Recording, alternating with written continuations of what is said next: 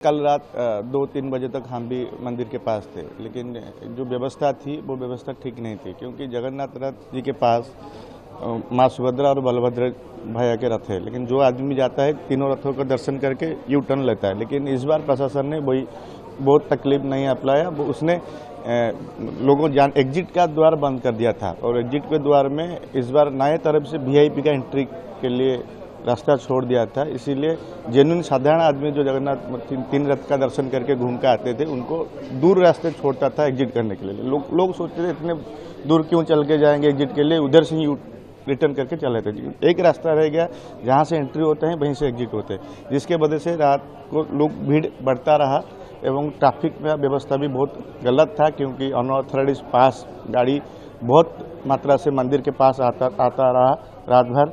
इसी तरह से भीड़ का नियंत्रण प्रशासन से ठीक से नहीं किया, पर एग्जिट मुख्य समस्या था। जो एग्जिट का पॉइंट साधारण आदमी के लिए होता था पहले, उसको बंद कर दिया।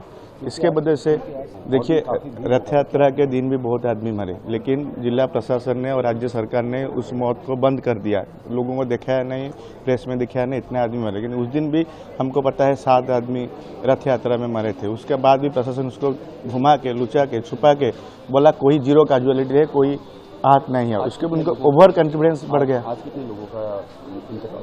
तीन आदमी, 2 महिला और 1 जेंट्स, एक आदमी का मौत हो गया। बहुत दुखद है, लेकिन इसका जिम्मेदार पूरा ओडिशा का एडमिनिस्ट्रेशन है, क्योंकि एग्जिट नहीं था ना। एग्जिट नहीं था, एंट्रेंस जिस रास्ते से लोग जाते थे वही रास्ते से लोग निकल के आते थे, क्योंकि एग्जिट जहाँ था वहीं पर उन्होंने वीआईपी के लिए व्यवस्था बनाया था।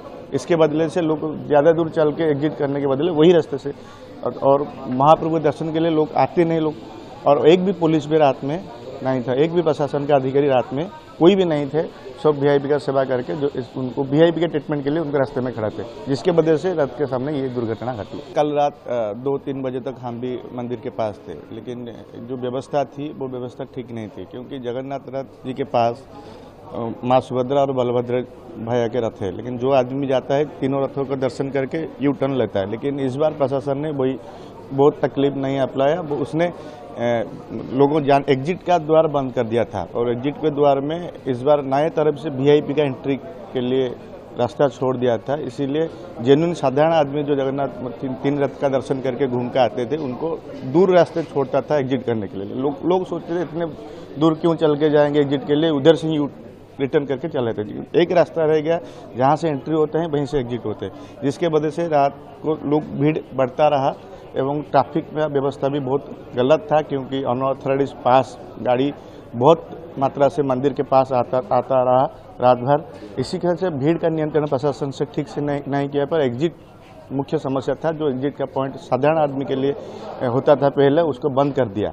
इसके वजह से देखिए, रथ यात्रा के दिन भी बहुत आदमी मरे, लेकिन जिला प्रशासन ने और राज्य सरकार ने उस मौत को बंद कर दिया। लोगों को दिखाया नहीं, प्रेस में दिखाया नहीं, इतने आदमी मरे। लेकिन उस दिन भी हमको पता है 7 आदमी रथ यात्रा में मरे थे। उसके बाद भी प्रशासन उसको घुमा के, लुचा के, छुपा के बोला कोई जीरो कैजुअलिटी है, कोई आहत नहीं है। उसके बाद उनको ओवर कॉन्फिडेंस बढ़ गया। आज कितने लोगों का इंतकाल?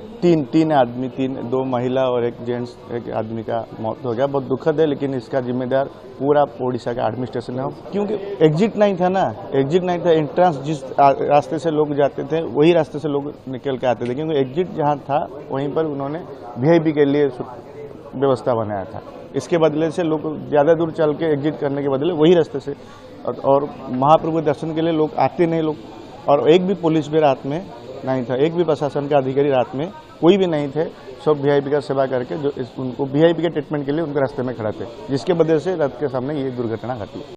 अगर आप ये वीडियो YouTube पर देख रहे हैं तो हमारे चैनल को सब्सक्राइब कर बेल आइकन दबाएं, और Facebook पर देख रहे हैं तो हमारे पेज को लाइक करें।